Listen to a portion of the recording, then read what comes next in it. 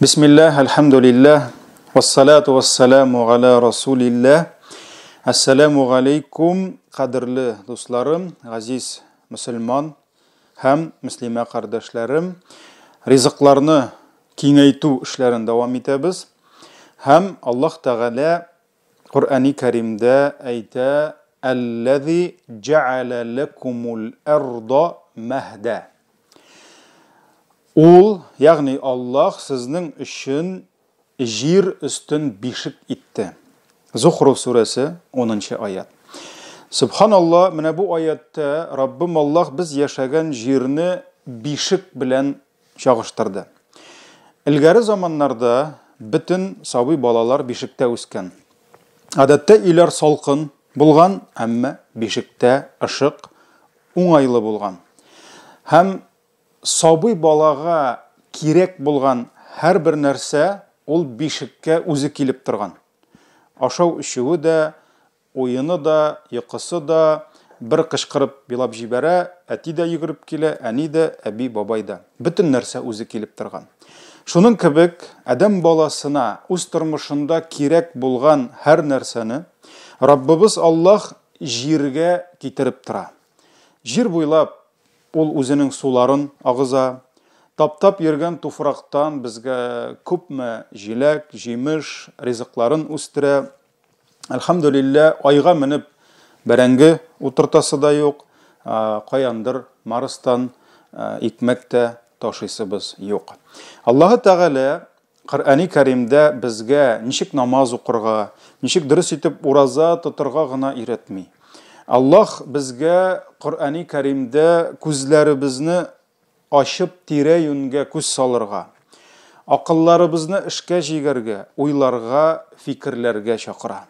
Шуңа күрә без Kur'an-ы Kerim'дә еш кына карагыз әле күкләргә, җиргә күз салыгыз, күрмисезме сез, мәсәлән, дөянең ничек юктан бар кылынуы кебек әмерләрне еш очратабыз. Шул әмірлерінің бірсі Ғабаса сүресінде келе, Allah Teala bizge فَلْيَنْذُرِ الْاِنْسَانُ إِلَى طَعَامِهِ Yani qarasın əli kişi özünün aşağın rizığına deyip buyura. Aziz dostlarım, bugün kişinin rizıq izləvi hem rizıqның öz hocasın izləvi haqqında сөйләшербез, Allah nasip etse. Dərsin günə aytkanda bu bizning 5-nji dərsimiz, amma bu tema 4-nji bulurğa tiyиш idi. Hem rizq kimga ni'mat, kimga hasrat degani ol 5-nji dərs bulurğa tiyиш bundan soň idi. Amma lakin appetit приходит во время еды диләр. Bu tema ol indi şuшы dərslərgə әзерләнгән вакытта килеп чыкты һәм чыннан да маңа да тукталу минемчә бик әһәмиятле дип саныйм. Бераз гына Пушкин телен кыстырып әйтсәк, от точки А до точки Б үз ризыгын эзләп чыга кеше. Икенче яктан аның каршысына аны эзләп чыга ризык. Әйе, алар кайдадыр очрашалар. Әмма ләкин сорау. Алар очрашканда кайсысының үткән юлы узынрак булып чыга? Кешенең ризыкны эзләп үткән юлы, әллә ризыкның кешене эзләп үткән юлы? Гадәттә һәр кешенең ичендә утырган нәфесе, нәфес инде ул без сезнең белән сөйләштек, ул мин дидек, һәр кешенең ичендә мине утыра, һәм мингә һәр вакыт кирәк, күбрәк кирәк, тәмлерәк кирәк. Һәр кешенең нәфесе ул фақат үз хезмәтен күрергә һәм бәяләргә ярата. Шуңа күрә без ризык эзләү юлында да үзебез үткән, әлбәттә безгә юл күренә һәм үзебез түккән кешеләр генә күренә. Әмма синең тәкъдиреңдә язылган ризыгың сиңа килеп ирешү өчен ул күпме юллар үткән. Һәм моның өчен күпме көчләр түгелгән, кызганыч анысы безгә кызык та түгел, һәм аны беркем дә санамый. Димәк, Allah Тәгалә әйтте, карасын әле кеше үзенең ашаган ризыгына.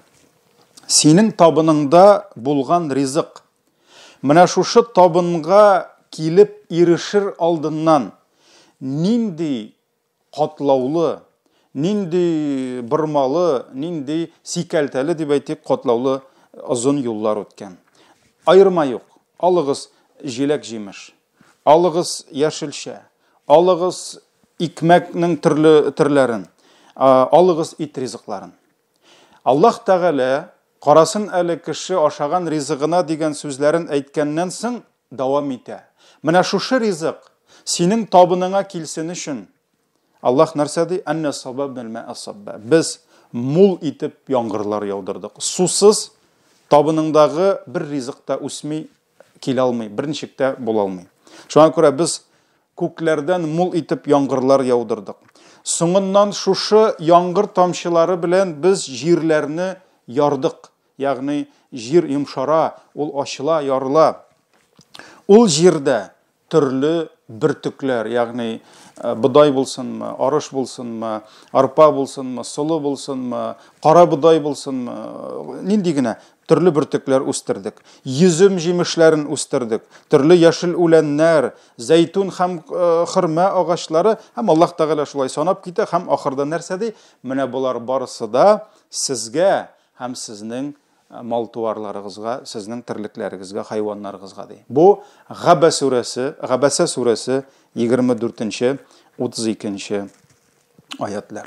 Шулай ук җирдә үскән байлыкларга килгәндә, мин сезгә киңәш итер идем Вакыйга сүрәсен укырга. Субханалла, Вакыйга сүрәсе ул берничә биттән тора, аның эчтәлеге чыннан да йөрәкләрне уята.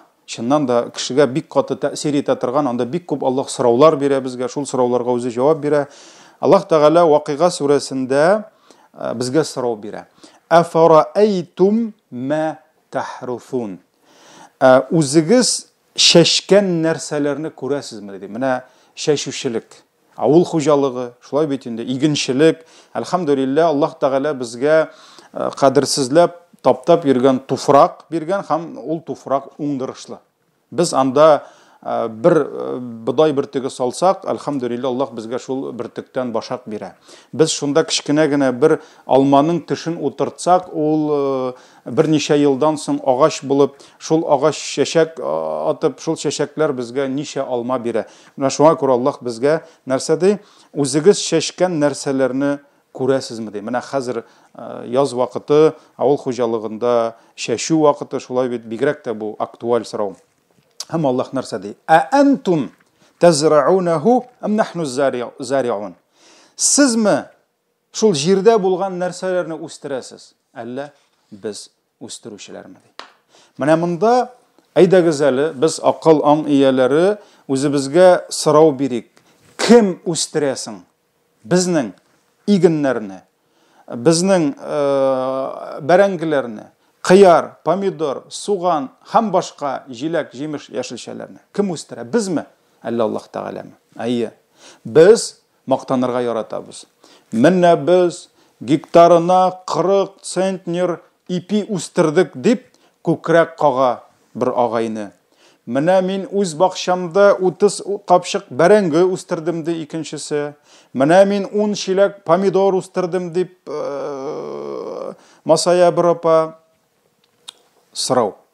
Кайсыбыз кем җир куенына бер кичкенә генә будай бөртеген салып, ул будайны шыттырып, терелтеп, кем аны җирдән үскә тартып чыгара? Кайсыбыз? Кайсыбыз шушы бер будай бөртегенә сабак биреп, шунда башак куеп, шул башакка 60, 70, 80, 100-гә кадәр будай бөртекләрен салып утыра? Кайсыбыз моны эшли? Кем шушы синең бөртегең үссен өчен 150 миллион чакрым ераклыктан кояш нурларын китереп, шул җирне җылыта, яктырта, ничә чакрымнардан суларны җыеп, шушы болытларны китереп, кем синең бакчаңа, синең басуыңа яңгырларны яудыра? Үстереп кара. Үстереп кара. Әле җәмәгать шунысы да бездә бик киң таралган. Аллаһ аның басуына yüzләгән тонна китереп су сибә, ул аннан Казанга отчет тутырып җибәрә. Юк, бездә яңгыр яумады ди. Нигъмәтләргә күфрлек җәмәгать. Менә ул инде шул була. Кем күзәнәкне кичкенә, хәтта безгә бер бәрәңге жалкы. Без аны урталайга бүләбез.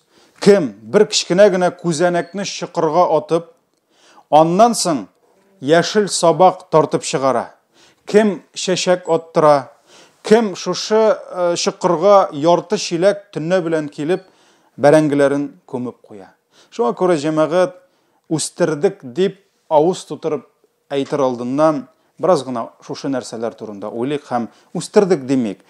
Чәчкән идек, эшкәрткән идек, менә Раббым теләсә, уңышында җыярбыз дисәк, бәлки дөресрәк булыр иде. Әйдәгез су дигәч, сулар нигъмәтенә күчик. Аллаһу Тәгаләнең рәхмәте без яшәгән җирлекләр, алар суга бик бай булган. Сөйкле пәйгамбәребезнең бик күп хадисләрендә суның кадере турында килә. Ни өчен? Чөнки алар шүлдә яшәгән. Алар өчен авыз тутырып салкын сулар эчү, ул чыннан да зур шатлык булган. Бигрәк тә сөйкле пәйгамбәребез Мәккәдән Мәдинәгә күчкәч, анда суның кыйммәте бик зур иде. Чөнки күп кыюлар, без аны сөйләштек, шулай бит, күп кыюлар эчү өчен яраксыз булды. Юынырга гына бара иде. Һәм мәсәлән, иң уңдырышлы чиста сулы кыюларның берсе Рум кыюсы булды. Әмма ләкин аның хуҗасы, ул инде шәхси кешеләрдә иде, һәм ул бер савыт суга бер савыт ризык сорады. Ягъни кешеләр өчен бу бик кыйммәтле иде. Соңыннан аны Госман ибн Гаффан сатып алып, кешеләргә бүләк итте. Ләкин бездә бик су күп, әлхәмдүлилләh. Һәм шуңа күрә дә без суның кадерен белмибез. Иде савыт саба юганда, ризык пешергәндә, иртә белән битне юып, тишне чистартканда, шулай баш бармак кебек шар итеп ачып, ул безнең ага да ага, балаларыбызга да моны без әйтмибез күп вакытта. Мөхтәрәм җәмәгать, теләсә ничек суларны түгәбез, исраф итәбез. Исраф без нәрсә дидек? Ризыкның бәрәкәтен киметә дидек. Ләкин без белергә тиеш шуны, һәр тереклекнең башында су тора. Сусыз яшәү мөмкин түгел. Бер кемдә бер нәрсәдә сусыз яши алмый. Һәм сорау, кем безгә күктән, җирдән шушы суларны бирә? Кем безгә яңгырларны яудыра? Аллаһ Тәгалә алга таба Вакыйга сүрәсендә безгә шираттагы соравын бирә. Афараайтумул ма'аллази ташрабун ди. Ишкән суларыгызны күрәсезме ди? Карагыз әле үзегезнең ишкән суларыгызга ди. Нәрсә ди? Әнтум әнзәлтумуху минәл музни әм нахнул мунзилун ди. Сезме ул суларны болыттан, яңгыр болытыннан иңдердегез, тишердегез, яудырдыгыз? Әллә без яудыручылармы ди? Лау нашау джаалнаху уҗаҗан фалаула ташкурун ди. Әгәр дә без теләсәк ди, ул суларыгыз эчмәслек, тызлы, ачы булыр ди. Нигә соң сез шөкер итмисез ди? Мөхтәрәм җәмәгать, яңгыр безнең кулда түгел. Булды безнең авыл хуҗалыгы өчен авыр еллар. Яңгыр юк, нәрсә эшләргә белмибез. Моны министр хәл итә алмый җәмәгать. Моны анда G8, G20 җыелып, анда президентлар, зур-зур президентлар җыелып, әйдәгез әле җәмәгать, без Россиягә шуның кадәр яңгыр җибәрик, Европага шуның кадәр бирик, Америкага, юк, бу узган ел Америкага күбрәк биргән идек. Юк җәмәгать. Моны ил патшалары хәл итми, Аллаһ Тәгалә хәл итә. Хәтта шул ук болыт җәмәгать синең бакчаңа яумый, үтеп китә дә күршенең бакчасына, күршенең басуына ява. Шуңа күрә Аллаһ хәл итә. Шуңа күрә Аллаһ нәрсә ди? Сез моны иңдерәсез, әллә безме ди? Шулай ук Хәбиб бабайларыбыз яратып укый торган Тәбәрәк сүрәсенең 30-нчы аяты. Субханаллаһ, нинди гыйбрәтле аят. Раббыбыз Аллаһ нәрсә ди? Кул араайтум ин асбаха маукум гавран фаман яатикум бимаин магин. Әйтсин кешеләргә ди, әгәр дә сез эчә торган суларыгыз ди, яңадан җир асларына төшеп юк булсалар ди, юкка чыксалар. Менә Аллаһ Тәгаләнең әмре белән астан өскә таба су менә. Бөтен нәрсә өстән аска төшә кебек. Юк, су менә.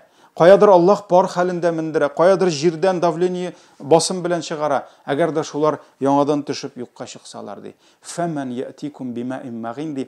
Сезнең өчен чиста, шишмә сулары белән кем килер ди? Кем сезгә күтәреп килер ди, әгәр Аллаһ шул суларыгызны алса ди?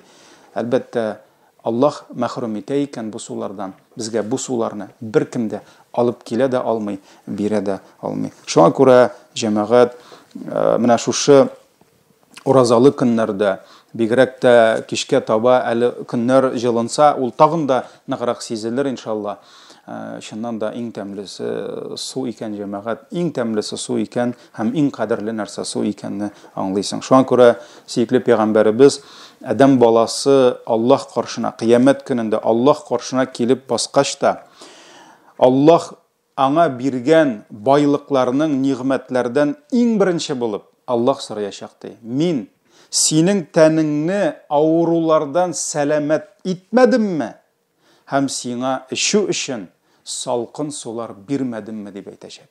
Шуңа күрә иң беренче шулар өчен җавап бирәчәкбез. Әйдәгез күчәбез җирдән, судан, әйдәгез күчәбез хайваннарга. Аллаһның рәхмәте ул безгә хайваннарны да хезмәт иттерә. Аллаһ Тәгалә безгә аларның итләрен ашау өчен, сөтләрен эчү өчен, тиреләреннән үзебезгә киемнәр тигеп, аларда җылылык табу, йомшаклык табу өчен, өсләренә атланып йөрү өчен, йөкләр ташу өчен, ул бит әле кайчан гына машиналар барлыкка килде. Ничәмә мең еллар кешеләр шушы атларга, ишәкләргә, дияләргә әйберләрен тиеп, үзләренең әйберләр ризыкларын ташыдылар. Аллаһ Тәгалә безгә шушы хайваннар дөньясын хезмәт иттерә. Укыгыз. Нәхл сүрәсен. Нәхл ул умарта корты дигән сүз. Менә шушы Нәхл сүрәсендә Аллаһ безгә ничек итеп хайваннар дөньясын, бөҗәкләр дөньясын хезмәткә тапшыруын әйтә. Хайваннар күп. Әйдәгез шуларның безгә аеруча якын булганына тукталыйк. Сыерлар мисалы. Сыер. Гади авылда һәркем белә сыерның нәрсә икәнен. Менә шушы кыйрыклы, мөгезле хайван. Ул икегә икене куша белми. Әмма ләкин ул иртә белән көн сайын кычкыра. Ни өчен? Чөнки аны көтүгә озатырга кирәк. Ул тизрәк Аллаһ Тәгалә биргән шушы басуларга, далаларга чыга. Сыерны көтүгә куып чыгарабыз. Һәм шушы сыер көне буе болыннардан йөреп, Аллаһ Тәгаләнең үстереп куйган, йөзләгән, меңләгән төрле яшел үләннәрен, ширәмнәрен, пешәннәрен ашый. Шулай итеп, сыерның эчендә урнашкан заводка Шимал сырьё керә һәм завод эшли башлый. Безгә тәмләп эчү өчен сөт. Кич белән көтүдән кайта, сыер көне буе нәрсә генә ашамаган, җыган бөтен җирдән һәм нәрсә әзер продукция тулган җилемнәрен селкеп, сыер үз хуҗасына кайта. Әлхәмдүлилләh, сөт булсынмы, каймагы булсынмы, эремчек, катык, сыр һәм башка шулар кебек сыйларны ашап ләззәтләнәбез. Менә бу хакта Аллаһ Тәгалә Нәхл сүрәсенең 66-нчы аятында Субханаллах шундый гыйбрәтле сүзләр әйтә. Нәрсә ди? Ва инна лакум фил ан'ами лa'ибра. Сезнең өчен хайваннарыгызда да гыйбрәт бар ди. Ягъни уйлый белсәгез, фикерләү өчен дәрес гыйбрәт бар ди. Нәрсә ди? Нусқикум мимма фи бутунихи мин байни фарфин ва дамин лабанан халиса ди. Карагыз, Аллаһ Тәгалә әйтә, без сезне ди, шушы сыерларның булсынмы, анда кәҗәнең булсынмы, карыннарында ясала торган. Карагыз, бер яктан тизәк, нәҗис, пычрак, икенче яктан каннан айырып ди, чиста сөтләр чыгарып ишертәбез ди. Карагыз, Аллаһ Тәгалә сезгә ди.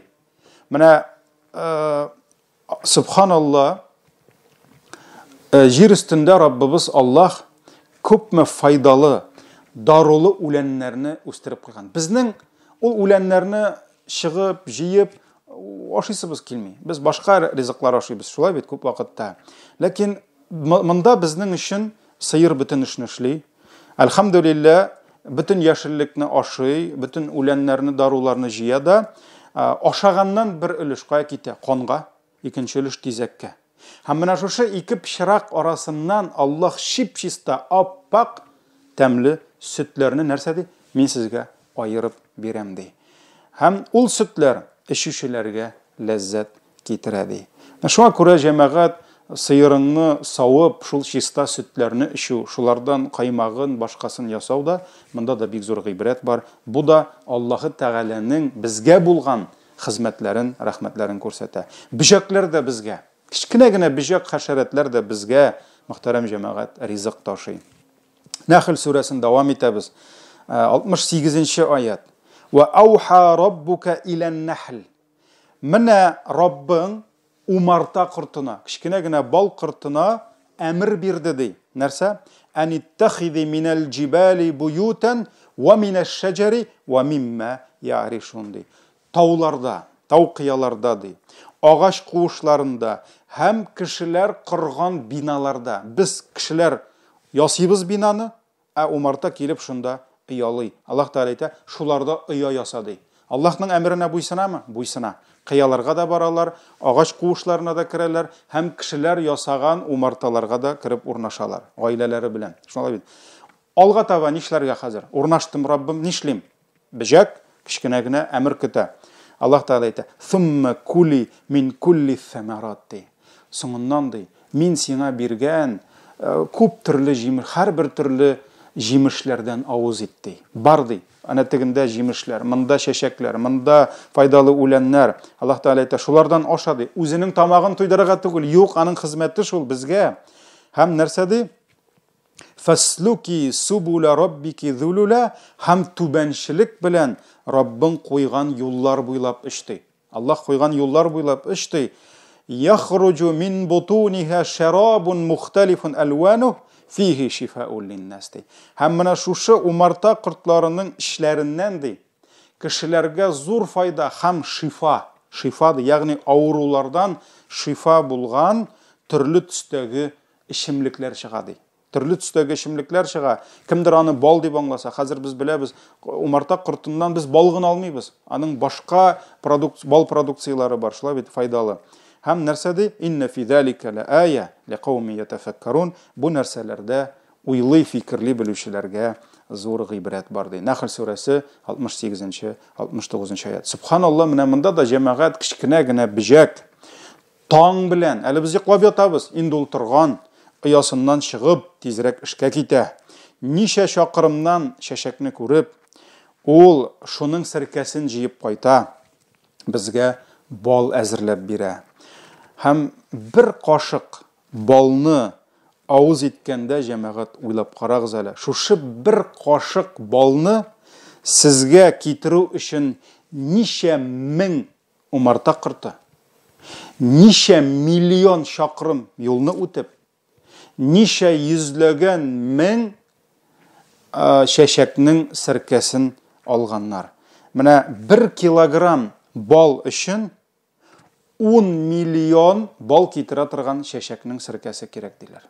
Шуңа күрә җәмәгать умартачы үзенең балын базарга алып чыкканда, ул бездән бал бәясен сорамый. Ул үзенең хезмәтенең бәясен сорый. Умарта кортларының хезмәте күпме тора?